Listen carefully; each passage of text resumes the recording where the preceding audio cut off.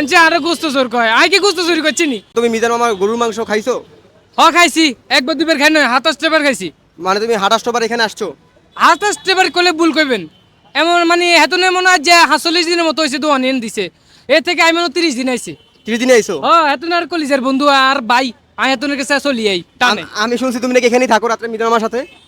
রাতে থাই না তো আই থাই শ্যামলি আই সকালবেলা রিস্কা কান ভাড়া করে আইছি অটো এখন লই। শ্যামলী তোমার বাড়ি নাকি? তুমি চাঁদপুর থেকে আসছো? না না শ্যামলি আই ওই মেসের মধ্যে থাই আর দেশের বাড়ি নোয়াখালী। ও, নোয়াখালী, চাঁদপুর না, সরি নোয়াখালী।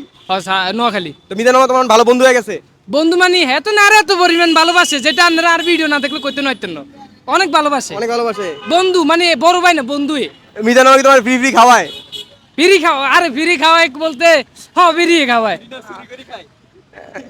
আল্লাহ ধৈর্য দাও আল্লাহ। মানছে আরো গোস্ত চোর কয় আই কি গোস্ত চুরি করছি নি মানছে গোস্ত চোর জিয়া না যাই ওই সাতপুর গেছে এতনের লগে এতনের জায়গা জমিনের বিষয় নিয়ে কথা কইম হিয়ানে মেসিয়ার আর ফরটা দিছে ফরটা দি কয় ভাই আন্নে না মিজানের দোনে গোস্ত চুরি করে খাইছেন আই রে বিশেষ করতে নয় ভাই মেসিয়ারে কয় হোটেলের মেসিয়ার আর কয় গোস্ত চোর। আচ্ছা এক মিনিট তুমি কি আসলেই গোস্ত চুরি করছো?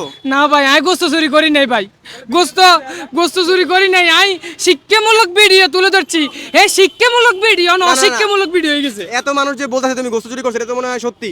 ভাই হাজার মানুষের হাজার কথা কানে নিলে মাথা ব্যথা